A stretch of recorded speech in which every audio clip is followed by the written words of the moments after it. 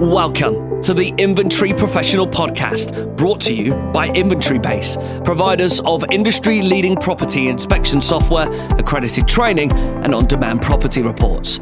Join us as we discuss the latest news, legislation, and all things property, hosted by our very own inventory expert, Sián Metcalf. With regular special guests, listen in to our open and honest discussions about the role of the inventory professional and how to navigate through this ever-changing, fast-paced industry. Welcome to the Inventory Professional Podcast with me, Sián from InventoryBase Academy, and I'm joined again by my co-host, Melissa from MGN Inventories. Hi, Melissa. Welcome back. Hello. Good to speak to you again. And to you. It's been a while, hasn't it? I know, it feels like it's probably been longer than what it is. It was only a couple of months maybe, but yes, with all that's been going on with lockdown. Yeah, it's weird, isn't it, at the moment, because it doesn't feel like we've actually been in lockdown because we're already like easing out. But I don't know, the whole situation just feels a bit odd and not quite sure where I am with everything, if that makes sense.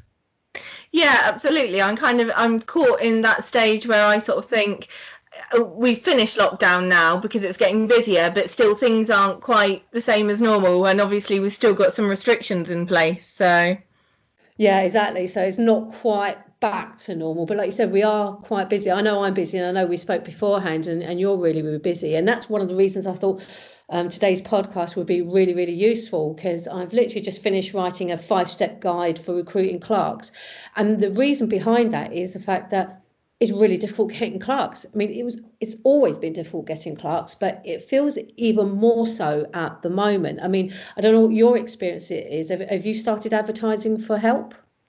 Yes, I've started advertising for our sort of busier peak season, but I do think it's difficult. Mainly, maybe because of what's happening at the moment, is a lot of applications are from people with no experience. And I think that possibly is an effect of redundancies, rather than it just being sort of the standard thing, people applying and not really having an idea of what the job is, maybe.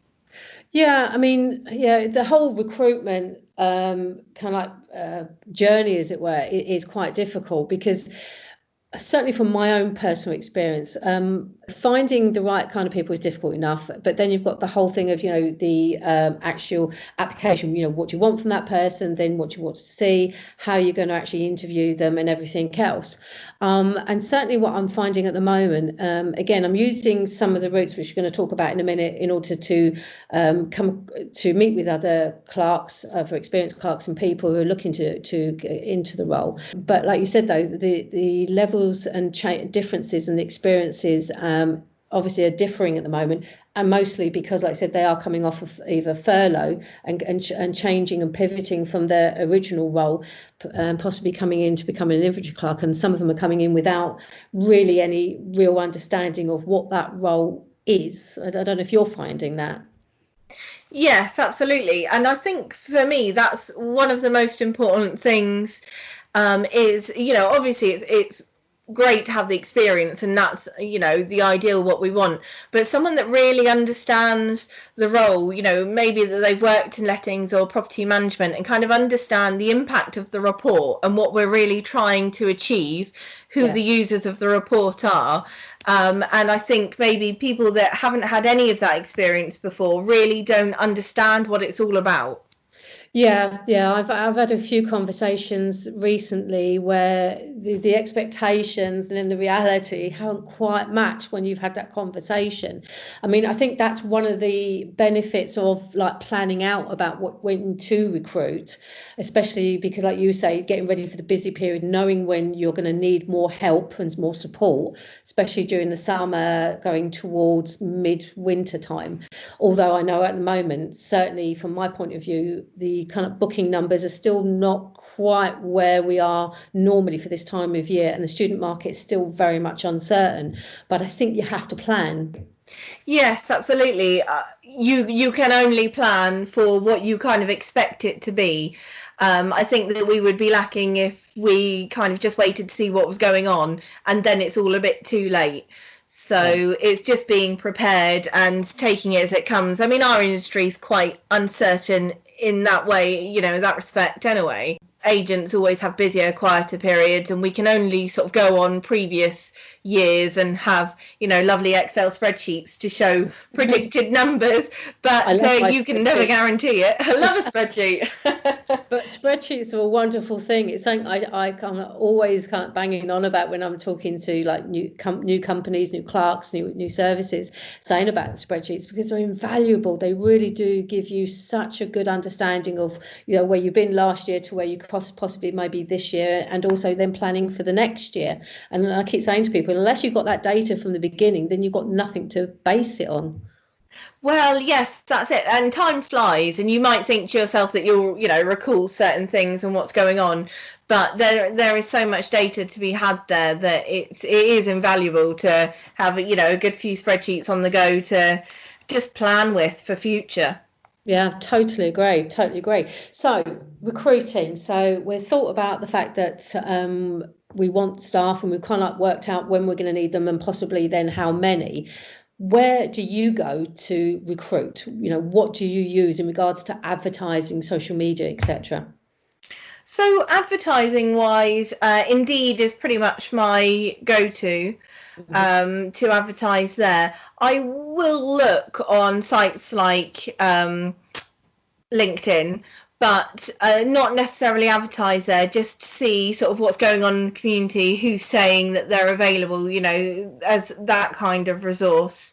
Yeah. But I think, one of the issues with maybe advertising on a very generic place like Indeed is that you're picking up anyone that might see it, rather than, it'd be good to have a specialist site that only really dealt in property. Maybe that's something that they should look into, because at least then that there are people that really understand, what the job roles are, and they've probably been in it before.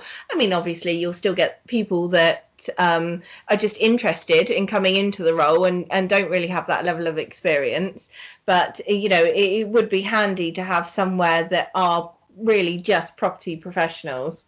It's a well-known kind of sector of business, i.e. lettings, but lesser known in regards to what we do.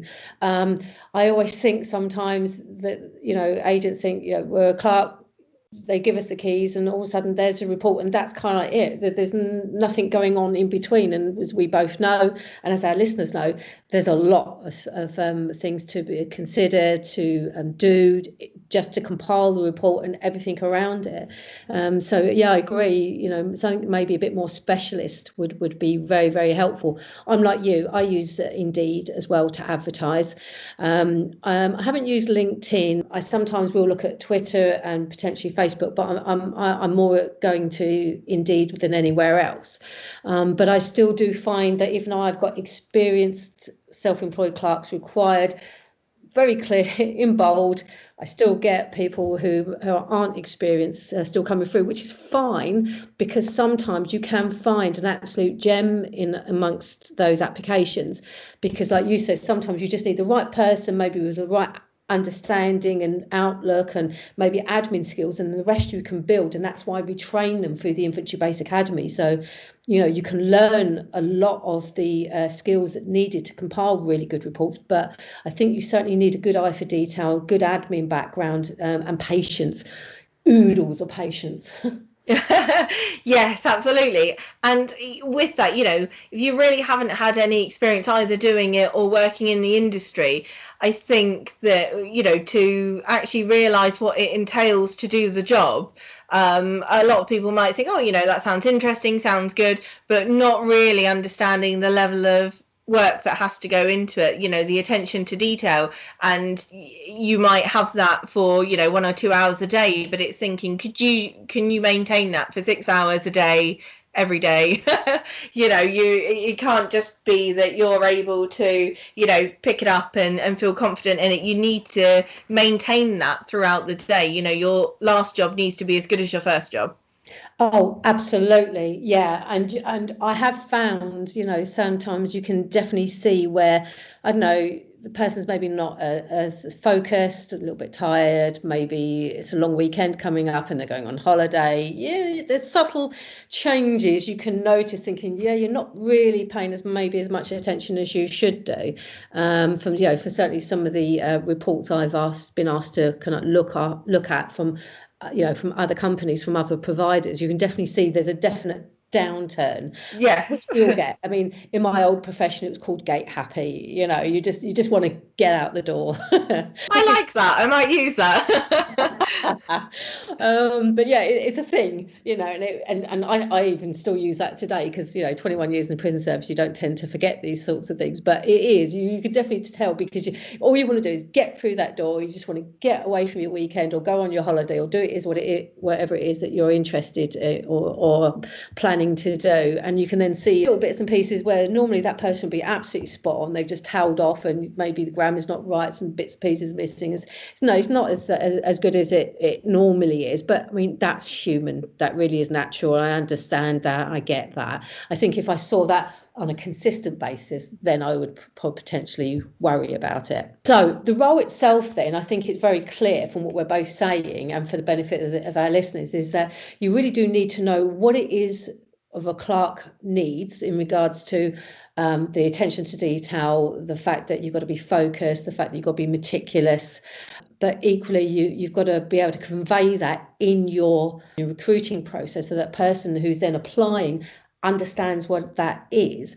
And I certainly find when writing an advertisement on Indeed, it's a bit difficult, because in some respects you feel like there's got to be a lot of detail, but then the more detail you put in, it becomes this great big beast, a request almost of that person, that it could put a lot of people off, thinking, oh my God, there's no way I could do any of that. But actually they could, but it just feels a bit all consuming, a bit too much. It's like, wow, I just thought I'd just go into a property and cut the pictures and hand over a keys. No one told me I would have to do X, Y and Z. So I always feel that setting out what that role is that I want from that person, it's such a balance. Do you see what I mean? Yeah, it's a very fine line. When writing the adverts, you could just go into so much detail. It could be so lengthy, and like you say, put people off, because until people have really seen what it involves and that side of it, when you list things like anything, it seems quite lengthy, whereas if it's just in practical terms, it doesn't seem quite so overwhelming. But it is that balance of thinking, well, I don't want to not necessarily mislead someone. I want to give everyone enough information to understand what they need to be and what the role is, without putting them off for them thinking, what is all of this? Because, some adverts you'll see are, maybe a paragraph long, and it is that balance between giving them enough information and, sort of conveying what you need to, really. Yeah, because you and I think a lot of it is down to is sorting out what our expectations are of the person and we want for the role.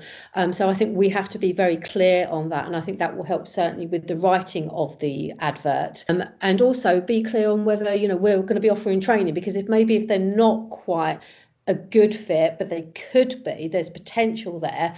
Can you offer training? Will you think about inexperienced people because they come with other qualities, other aspects of their understanding and knowledge and skill base that you could really, really work with? Because I don't think, certainly in the current climate, that we are going to find a lot of experienced clerks looking for work, purely because it's so busy out there. So there's a lot of people coming either from furlough. Unfortunately, at the moment, there's a lot of redundancies happening. So I have spoken to personally a couple of people that are thinking about, pivoting their role, changing, but they don't necessarily understand what that role is. So I think we certainly have to set our own expectations as to what we can do, what we're prepared to do, what we have time to do in regards to the whole training element. That's it. It is being realistic that, ideally you might want someone completely experienced, but they might not be available. but you also need to be prepared that if you're training someone, that could take sort of an unlimited amount of time, really, depending on, how they get on and whether you've really got the time to do a good job with them and give them everything that they need to and be there to support them, because often when you're in a new role, it's quite scary anyway, and especially given that we are essentially lone workers, we're always on our own. You need them to feel comfortable that they can just call you at any point and that you'll be able to help them, that you're not going to be too busy to do that. So it's finding that balance, really. It is, and it is a huge balance. And again, I don't think there's a lot of understanding out there in the general marketplace in regards to lettings, exactly how much of a balancing act we do on a daily basis. We're balancing, our own role, our role of the clerk and their expectations, the expectations of the client, and that could be the landlord, that could be the tenant, could be a property management company. You could be thinking about and juggling so many aspects on a daily basis. And I said, and the support side of it is so critical, but often gets left because there's so many other pressing things that have to be done. But my view certainly on that is that that's all well and good, but if you don't have the right support, you're not getting in the right or the best things from that potential person, which means your report may be not as good as it possibly could be. And if that's the case, then you're not delivering the service that the client either wants or is expecting. So I think certainly for me, when I'm recruiting, I'm thinking about that all the time. What time have I got? How can I support that person? And if they're not got the experience that I need, do I have the ability to be able to bring them up to the level that I need without compromising all the other aspects of the business and the service delivering to the client? Because I wouldn't certainly not put a new person with not very much experience onto a big, say, 4-bedroom property and expect it to be done in, say, 4 hours because the client wants to move the tenant in. It's too much stress, too much pressure for that individual. It wouldn't be right. And there's no way the report is going to be of any good quality, I would argue, at that point, without all the right training and that support in place. Yes, that's it, exactly. It is clients' expectations as opposed to what the role is as well. Like you've mentioned, there might be quick turnarounds. There might be properties that they attend and it is different from what we expected, and I think that that's important for them not to feel overwhelmed, because it's very easy for in any job to have a bad day and then suddenly think this isn't this isn't for me, and I think when you're new as well and it is maybe a completely different role, or even because the way our industry works, maybe a role that you're used to but in a completely different format and style, then it is easy for them to think, maybe this isn't for me. So that support is key as well, and you don't want them necessarily thinking, I don't want to be a burden, don't want to have to call or email or message and sort of figure it out myself, but that be a detriment to the clients and you end up with something, a report that actually isn't something that you'd want to submit to them. Yeah, no, I think that's a really, really good point about the whole, worried about, causing a problem, ringing up and, like I said, asking those questions. And I've had that several times, over the years, where I had new clerks. I said, I didn't want to bother you, and wasn't really sure, but I know you're busy. And I think that's why we, as potential employers of service, because it was not effectively employing, we're contracting out to self-employed clerks, is that we let them know that we are there. I mean, be able to pick up the phone, be available, answer the questions. I'd much rather a clerk ring me up and go, I'm really not sure, and then I'll be able to answer that, than them think, I'm not sure, but I don't want to look daft, I don't want to ask that question just in case. Tell you what, I'll leave it, and then it becomes an important issue.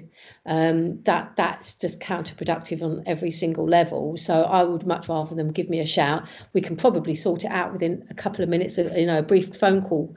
And then they go away, think, great, lovely, either that was right what I was thinking, or actually no, I can see what it is you mean, I can understand that, and now I can use that and implement it, and I can use that going forward. So I think you're right in what you're saying. You need to be able to give that person that feeling of support, not just support them, but so they know that they're supported. Yes, absolutely, because it would only go to our detriment if we're not able to provide that to them. And I think, we've all been there when you're sort of in a new job and you're not entirely sure, but you don't want to sound stupid. So you don't ask the question and you kind of muddle through. And, that's why this is actually very different from an office job in that respect, is that you can't really get away with that. You either need to know or you need to be able to ask. So to have that support there is key, really. Yeah, no, I totally agree. And to be honest with you, I think we've both done it. I know I have. I've just muddled through, hoped I got it right. And sometimes I might have got it wrong and sometimes I might have got it right. But certainly when I started, I didn't have anybody to ask that question. There wasn't anywhere for me to go to kind of like get that level of support, which is why I'm so keen on it. And I know you are too. Yes, absolutely. And I very similar with myself as well, is that I had to kind of figure it out as I go. And I suppose the good thing about that is that when once you've been through a good few scenarios and seen a good few things, you then, it sticks with you. And so you've always got that. But even now, there are things that I come across that I kind of think, oh, I've not seen that before. What's going on there? And I need to figure it out. So, you don't want to ever have people think, oh, I'm worried about that, because we're all in the same boat, really. But, luckily they've got us to support them. Yeah, exactly. And I think that's the key thing. We've all been there at one point or another. We've all had to start at some point. We've all had to learn various different levels. Mine was very much for a standing still start. You've had a bit more experience because of your experience within the letting industry before you started this. So in a way, you're in a much better position because you understood a lot more, whereas mine was literally from scratch, cold start. Where do I go? What do I do? How do I do it? Yes, and I think that in itself is very daunting for you. At least I kind of had a good idea of what was going on. It's still, it's still a bit of a shock when you're out on your own, first few days and things. But at least I had that background of what agents' expectations were and, how the report would be used and the people that were seeing it and really, what it was all about. So I had that going in. I think same as anything, you build on your experience. I think that's one of the reasons why I think your description for the recruitment needs to convey the fact that, if you are willing, and obviously this is the key thing, if you can work with inexperienced or no experienced clerks, you can convey to them what it is that you need from them, or at least their skill set that you can then work with, because by understanding that, it will then give you a real good indication of actually whether you can help that person realize the role and be able to do it to a very good standard and feel comfortable delivering that. And I think certainly when I'm looking at CVs, I'm looking for that. I'm looking to see, okay, well, how can that experience dovetail into what I know the role is, and how could I potentially bring that forward if they don't have experience of actually doing property reports? What else have they got? I mean, I find sometimes CVs are very detailed and will give me that information, but also find sometimes then they don't. What are you thinking about the ones that you're seeing at the moment? Obviously, you won't give any details, but are the CVs still detailed enough or not? Or are they giving you what you need? Yes, I mean, I think for the ones that are experienced, then I've pretty much got everything that, I need to go from. But the ones that have less experience or no experience, it very much is maybe reading between the lines. And I think that in itself can be quite time consuming to have a look at a CV and think, okay, this was their role. So trying to imagine what that would encompass if they haven't given the detail on it, and how that might be a transferable skill, whether it would be relevant or not. And there certainly are some kind of jobs that, are easily equatable to what we do. Sometimes a lot of administration jobs, a large part of what we do essentially is that kind of typing and administration. So some of those things you can easily spot.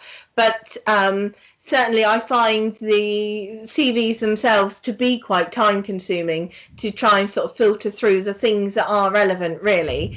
And again, maybe not misleading the person. So you might have someone that's applied that really has no experience, but you can see the things that would be transferable, and then there are the ones that you think this really isn't, it isn't something that's going to match, and then that is a complete cold start. So it's spending the time to properly appreciate them, really, and working your way through. Yeah, absolutely. And I think in a way, certainly using a platform like Indeed helps you do that because of the way they're configured, and it allows people to upload their CVs, and in a way it helps them structure them. So I think it's certainly the better one, whereas if you were maybe on Twitter or on Facebook, you couldn't quite do that. And like I said, at the moment, there's no real specialist property recruitment on our side of things that could actually help in that way, especially because most of our clerks are self-employed. There's not really a part of that sector that's I've ever seen that operates that helps self-employed clerks build that understanding and CV, and so that they can apply successfully for the roles. So it's certainly something to be aware of, certainly when we're looking at the CVs. It's like you say, to pull out those nuggets of kind of like of understanding to see, oh, you could do this role. There is some transferable skills there, or be it maybe there isn't, and then realizing that and not wasting someone's time, because I think that can be just as bad as if you go through the whole interviewing process, etc., knowing realistically that person probably won't be a good fit for the team for whatever reason, but you still take them through that process. I don't think that's particularly fair. So I think, like you said, you've got to make sure that your recruitment, your advertisement is very much detailed enough to give that person an understanding what the role is. But then people also need to make sure they put all the detail down in their CV, so we can then look to see, okay, well, you don't have that experience, but I think we can work with that, and then obviously be prepared to do that. So going on from that, interviewing. Clearly at the moment it's difficult to do face-to-face interviewing. I know you could do social distancing, but then you need somewhere to do that. People got to be comfortable with that. So most people, from what I understand, are using Zoom and WhatsApp or Facebook in order to have those meetings. Certainly all mine at the moment have been on Zoom and also via telephone, which I think really, really helps. But even with that, I think you should still prepare in the same kind of way, so that when you're having that conversation, you've got your questions ready there. You've read their CV, you understand who they are. So you're asking pertinent questions, not saying that not questions that are intrusive, but are relevant to the role. Do you see what I mean? Yes, and I think that's very important as well, to have them explain, things that they were doing, have questions prepared about what their roles are, and maybe for the ones that necessarily don't have exactly the experience. So maybe your assumptions of when you were looking through and scanning through CVs and seeing which ones might have the qualities that you need, then to have them elaborate on that as well. I think that's very important, and I do think a combination of both, doing telephone and sort of a WhatsApp or a Zoom call, is quite important, because at the end of the day, they are representing our companies. And I think it works both ways. I think maybe you're a little bit more relaxed when it's telephone. So it's nice to know sort of, what kind of telephone voice they have, whether they're coming across quite well in that respect, because I think sometimes people are a little bit more relaxed and might use phrases or say things that maybe you wouldn't be happy with them saying to clients. So it's good to have, interviews in that respect. But obviously you want to do face-to-face, because I think you really get an idea of, what someone's all about and what they're like and how they come across much more, even via, these video calls, when you can really see someone. Yeah, it's a difficult one at the moment, because I said we are very much restricted and limited as to what we can do in regards to face-to-face interviews. But I think certainly like Zoom and WhatsApp or Facebook will allow us to have at least that physical contact in regards to we can see that person, they can see us, because I'm very much of the opinion that the interviews go both ways. I want that person to be a good fit for my team. Equally, I should be a good fit for that person. How I run the business, my outlook, my support, and how I support people, what I'm prepared to do, and also setting out the expectations for the client, as to what that potential clerk might deliver to the client, how I want them to interact with them, and like you say, the personable side of it. Do they talk to people? Can they hold a conversation? Because I have had conversation with people where they look uncomfortable, and I know worry then if they look uncomfortable and they can't maintain eye contact, and it's difficult to get a conversation out of them, how are they going to interact with that client, especially if we need to either impart some important information, especially from a health and safety point of view, or equally take instruction. Well, that's it exactly. You don't want a scenario where they have to go in and impart some important information, but then feel awkward that they are again disturbing someone, or that person might not be happy with it. I mean, I think, and especially working alone anyway, you need to be quite confident in yourself anyway. So it is important. I mean, it's difficult, isn't it? Because everyone's a bit nervous in an interview.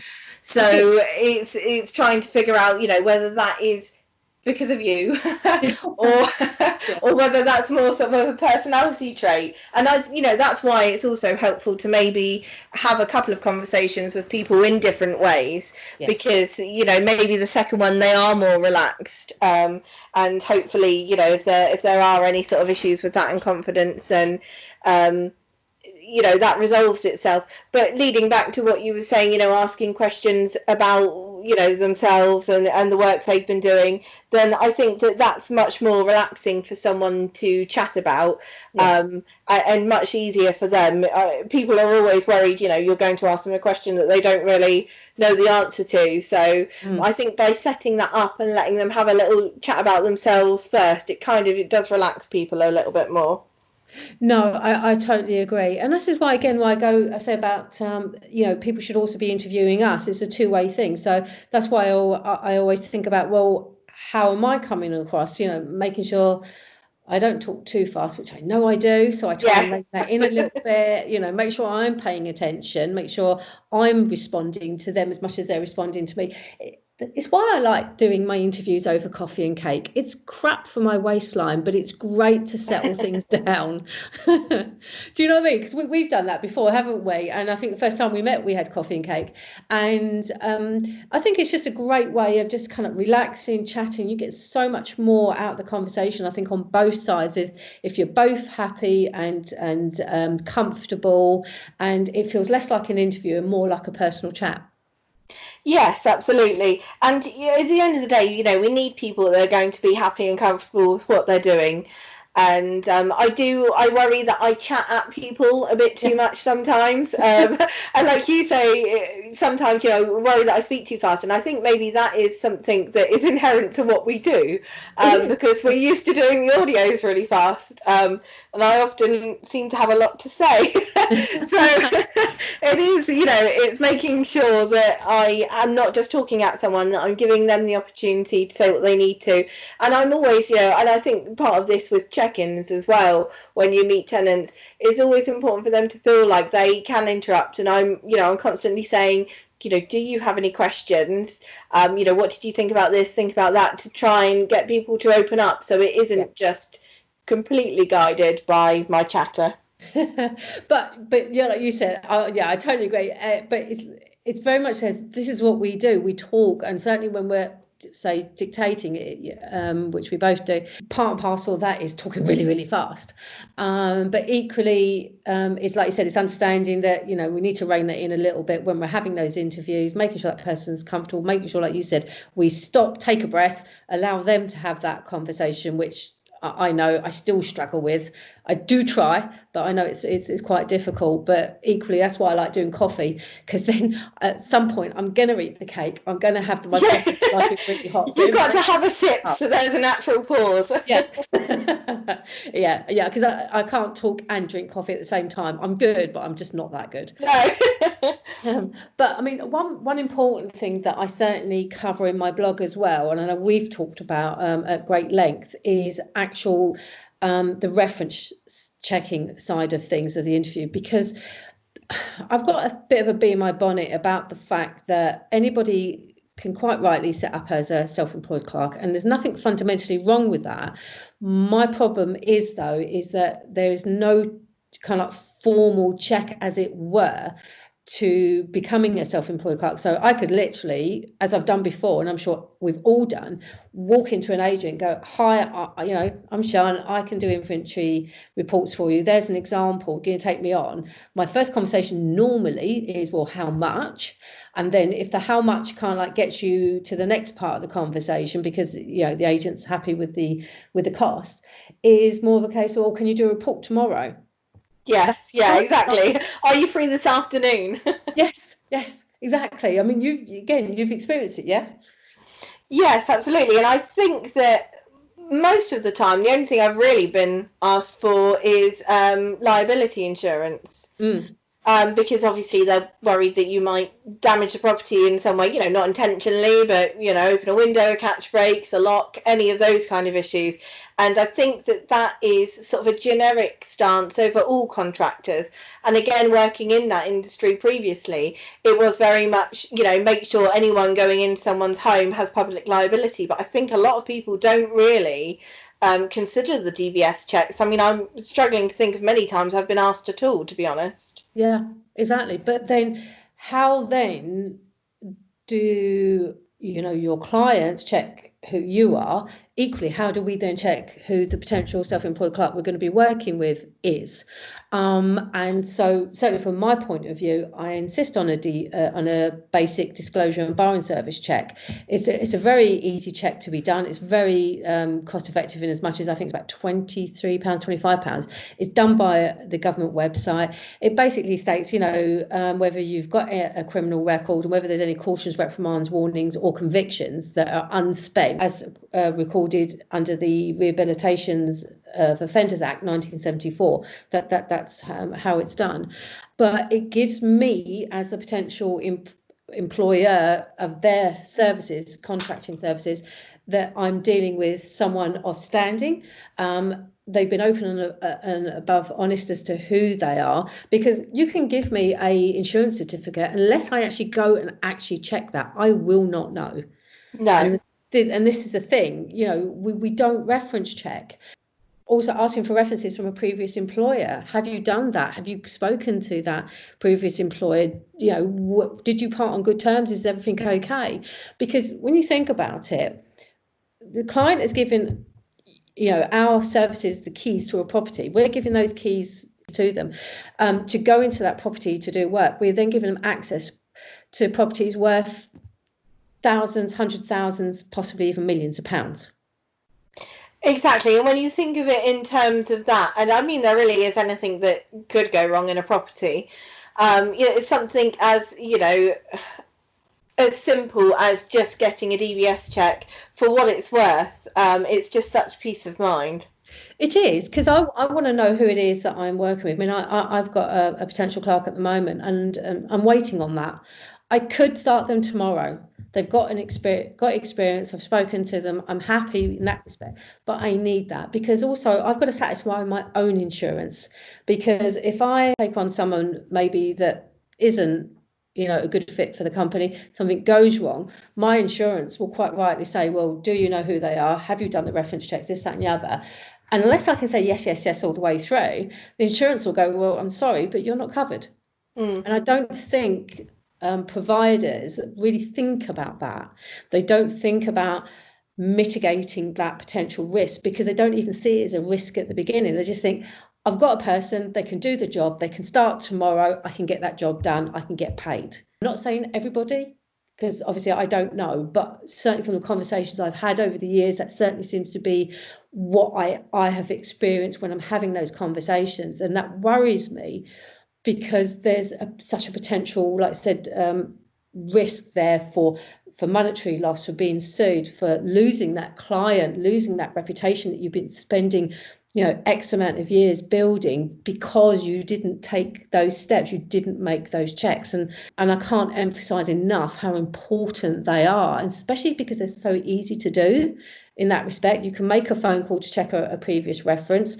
You can ask for the basic disclosure check to be done, to be given a certificate, and that is a recognised government-led certificate. You can't just get it. You have to go through certain steps and have ID checks to be able to get that. But once you get that, that means that then you've got that a bit.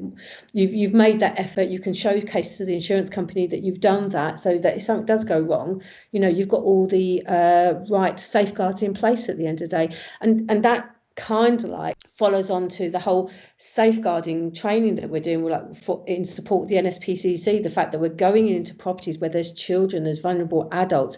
I want to know that not only is that person a good and fit and proper person to do the work, but also when they're dealing with people who, might have mental health issues, that might be there might be children there, or might be considered as vulnerable. I know we don't come across these individuals very often because we tend to be alone doing our work, but there's a potential there.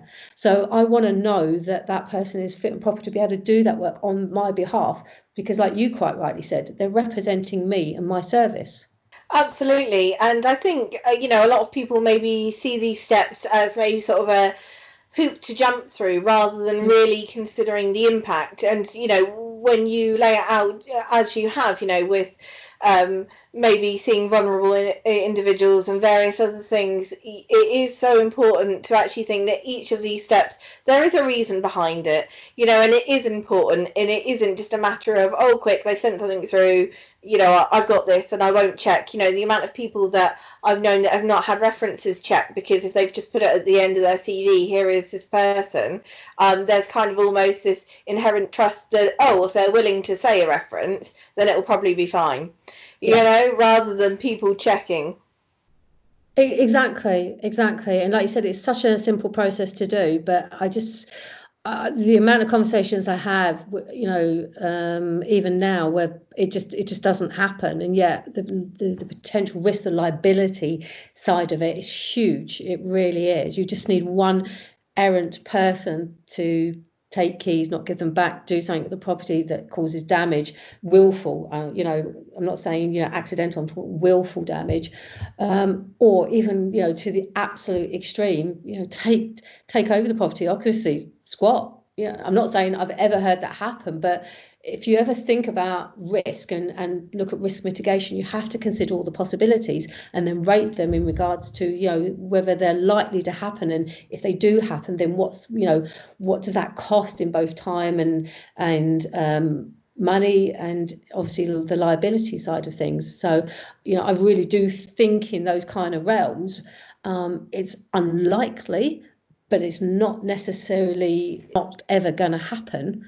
And it might have happened. I would never know. I don't know. I don't think we've got enough information about our industry to really understand that. But I just keep thinking it from my point of view. How would I feel? What could I do about that? And how also would I be covered from an insurance point of view? Exactly. And I think, for the benefit of being overly cautious, then it just makes sense to be that way 100%. This is, these are businesses that we've built up over years and reputations, and it really does just take one thing that, could bring that client sort of crashing down, and it isn't worth it in that respect for the sort of, short amount of extra time it takes just to check everything through. And I think, that's why it is so important as well that these people coming in are, signing contracts with us. So they really know, what's expected from both parties and what they are allowed, not allowed to do. And, the interaction with the clients as well. Especially from a GDPR point of view, what information can they hold? When can they hold it? When it needs to be deleted? But also, like you said, about looking after them and knowing what they can do, what they can't do. And certainly from where we are at the moment with the current situation with COVID-19, making sure that we support them and make sure that they're safe, and that they know that we're thinking about that. So I think contracts is something that we've certainly talked about briefly before, and the fact that there isn't really any contracts both with the client as such, not even really any SLAs as such, but certainly if we're working with clerks, we should be setting out what those expectations should be from both our side of the fence as well as theirs. When are they going to get paid? How much are they going to get paid? When we expect them to be available, or when they could be available, because obviously, again, self-employed, you've got to make sure that you conform to HMRC rules about what self-employment is before, in case they tip over into employment status. But certainly they need some kind of contract to understand what's expected, when is it expected, to the level that it's expected, and then how it's reciprocated from our end for when they're going to get paid, what they're going to get paid, and how they're going to be looked after whilst they're working with us. Because at the end of the day, we still have a health and safety kind of element to our role. We're still responsible for the health and safety as much as they are for themselves. Yes, and I mean at this time as well, that's more important than ever, really, to have that outlined, how we're protecting them and the steps that we're taking, and the conversations that we've had with clients, so they know what to expect when they arrive, and so they feel more comfortable as well that maybe if keys haven't been sort of sanitized or put in an envelope or whatever process then that you're expecting your client to have done for them, that they feel comfortable in what's going on, really. Yeah, absolutely. And treat it as a business at the end of the day. Sometimes I think what we do as in inventory providers is not really seen. It's seen as a service as such, but it's not really seen as a business, not seen as a career. Do you see what I mean? And I think sometimes it's because maybe we don't really look at it that way. But if we had all these protocols in place, we made sure we did a risk assessment. We make sure that when we're recruiting, we make it very clear exactly what we want from that person, what we're looking for, how we're going to support them, how we're going to train them, how we're going to pay them, etc. And treat it as a proper professional business, then we will see our role within the lettings industry, really come up and really be seen as the professional service that it is, because, we are working with very skilled, very knowledgeable people who really do such a great job, but just don't get recognised for it. And I think if we can start to instill that kind of business service mentality in our own businesses, and then expect it from the self-employed clerks, and that will help build it, because it's all by what's the word for it? Example, isn't it? It's by leading by example. So if we're doing it, then that will hopefully encourage others to do that exactly the same. Yes, that's it. I mean, it is so important that people see us, as we've mentioned previously, it's not someone that just sort of maybe pops in and out and the inventory fairy suddenly has a report for them some hours later. And like what you're saying, leading by example, if we're confident in what we're doing in our service and our levels and actually what we're providing, and that is going through clerks that are working with us as well, then I think it sort of raises the industry as a whole, really. Yeah, I couldn't agree more. So I think certainly from a recruitment point of view, it's going to be a busy time in regards to the amount of work we're now starting to see coming through. We are going to be seeing a lot more people applying because of the circumstances from furlough, and obviously the changes in some of the roles, especially where we're seeing a lot more businesses no longer operating. So there's potential load of people that could come into the industry, but then we've got to make sure that we're very clear on what we want, what we can do, what we can support, and how we can help them to realise that potential, and also encourage people to understand that there is more to being an inventory clerk. It's not a low-level role. That's one of the reasons I don't really like the inventory clerk name, because clerk to me is what I was when I was 16. I'm clearly not 16 anymore, so things have moved on slightly. So I like to look at people as inventory professionals, because they come with such skills, such knowledge, good knowledge bases, and a lot of them have already had careers in other professions. So they come with a wealth of skills that are not just inventory based, but on the social side of things, social skills, how to talk to people, how to deliver great customer service. So they come with a wealth of experience and knowledge that is going to be really good for the industry. Yes, and I think what we do is invaluable in terms of it's most people's biggest asset, their home. Like you say, hundreds of thousands of pounds worth. And for our role and the documents that we're providing and actually what they mean to people, it is actually a really important part of the process. And so, having that reflect on all levels, really, what we're doing and the people that we're providing, then it's invaluable to have that out there, and that people, know that what we're doing is important. Yeah, no, I couldn't agree more. I think that's a great way to bring it all together, to be honest with you. It really is. So we've got the Recruit Great Inventory Clerks, your 5-step guide, coming out on a blog.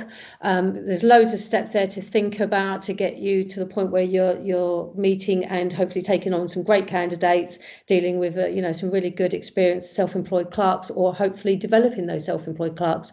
We've got InventoryBase Academy, where we can help you teach clerks how to manage the role, understand all the aspects of the role, and we're just launching now a practical training side, which will be done online, especially because we aren't able to do face-to-face training at site. And if you do want more advice and guidance or anything about inventory role and the service as a whole, do feel free to contact me on academy@inventorybase.com, and I can help you with your questions. Melissa, thank you very much indeed. Thoroughly enjoyable to actually finally get to talk to you again after such a period of being quiet, which is unusual for me. And look forward to hopefully meeting up for that coffee and cake soon. Yes, absolutely. Fingers crossed. Once we've got, busy times out of the way, then things are looking up. It certainly is. It certainly is. Thanks for joining us this week on the Inventory Professional Podcast. If you've enjoyed the show, subscribe to our podcast now and share the love. This podcast was brought to you by InventoryBase, providers of industry-leading property inspection software, accredited training, and on-demand property reports.